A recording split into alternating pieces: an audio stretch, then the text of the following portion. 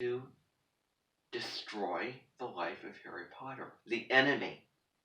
Satan, if you will.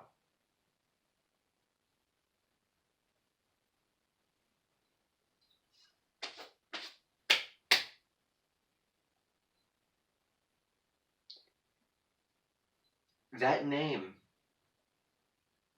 has a frequency of somebody who is plutonic. Destructively plutonic. I mean, certainly, you can harness your power to do great things. But Voldemort, that last syllable, mortal, mortality, immortal. I hear all these different types of things like that. Like it's just kind of a name we're thinking, this person's kind of intimidating. This person, like anyone who has Mort in their last name or a part of their name, I wonder if they are a force to be reckoned with. The teacher I had certainly was.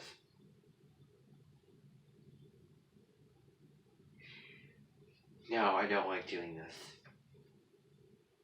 But when I was walking, because I was walking around with high-fiving to the elementary kids, going around, during that graduation week way back in May. And, a day after that graduation, a day after it was all over, I got COVID. I encountered Mrs. Mort. I have never been so unafraid to say her name before. It's like, whenever I'm about to say her name, I always hesitate, and I'm always afraid to do that.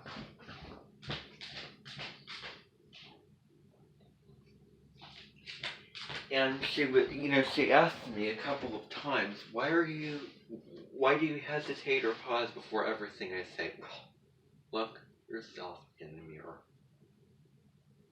I mean, look at what you said and look at what you've done. I mean, the teacher, Mrs. Mort, that I had in 5th grade, when I saw Abby Lee Miller for the first time in Dance Moms, I was seeing a lot of similarities with her and then my teacher. Definitely. And I just wonder if I was watching Dance Moms at the time, I wonder if I would, who would I be on the side with? Would I suddenly see a different side to my teacher? Would I suddenly favor her over Abby Lynn Miller? Or the other way around? And that is called an in resemblance expression. Somebody who is in resemblance to somebody, yet they also express the very person that they are in resemblance to. Those exist. And so, just hearing that name, it kind of takes some, just saying that, it takes some courage to say that name. No. It takes that kind of bravery. It takes that, deliberation. And I am using Abby as kind of expressor, because her communication style is very deliberate. She means what she says. And I wonder, because Sagittarius' downside can be preaching. And I wonder if that preachy quality that she, I'm not talking about the sign in general, that she, expressed, she preached respect, but she didn't always show respect. That's the thing. And that's ironic on so many levels. And yeah. So, at the time, I think my progressed moon was in Pisces. Her progressed moon was in Leo. With all that going on in your natal chart, and I was younger at the time, and my progressed moon was moving through Pisces, which is a really sensitive sign, needing, compassion, peace, needing to sort of go into my imagination, go, into reflection, needing that alone, quiet time, and needing a kind of peaceful environment, which I did not get. Very sensitive to people's vibrations. Pisces is very sensitive because it's sort of tuned in to the collective consciousness. And then, Moon in Leo is a very different energy than that. Very different. So that's just all that I want to say about that. Okay. Hello.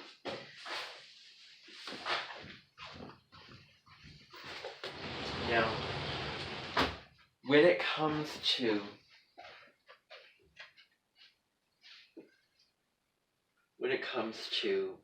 this season, obviously this evening we do have the concert. So, for those involved in choir, then you need to be, ready for that. It will be at 7, as I've reinforced several times before. It will be,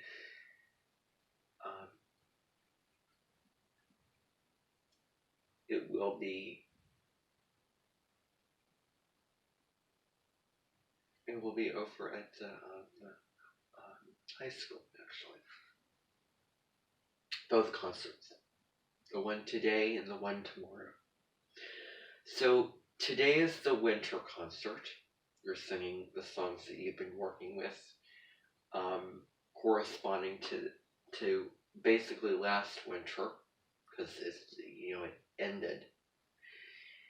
And, in terms of the signs that the sun transits through, Capricorn, Aquarius, and Pisces, and then also what goes on specifically that winter. So Saturn into Pisces is a big one, and other stuff too.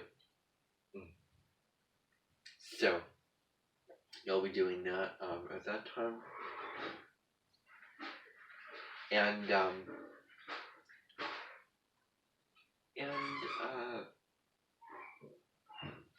tomorrow is the spring concert.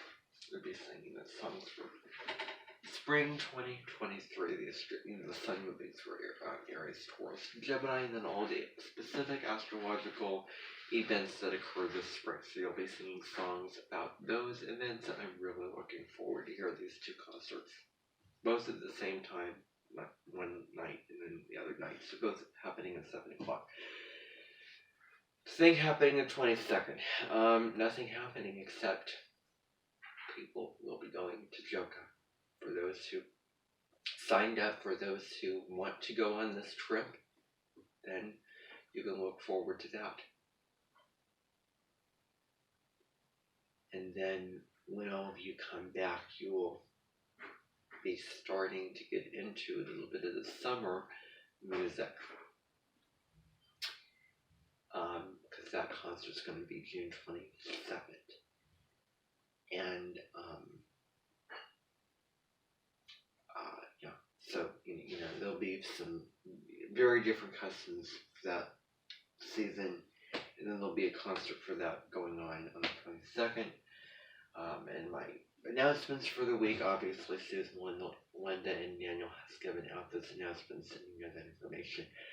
So I really want to come in here and just acknowledge the changing of the seasons now.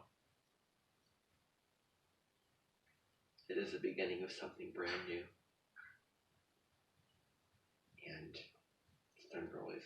time that doesn't serve you, do not engage in that at all.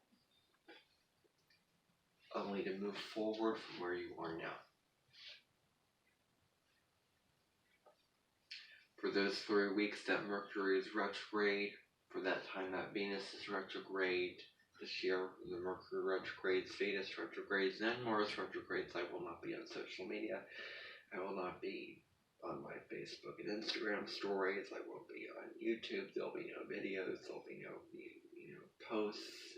Nothing. That's the time where I reflect. Aside from the ones that get discussed.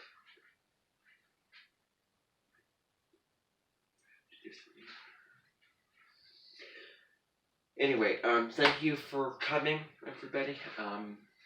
This is it.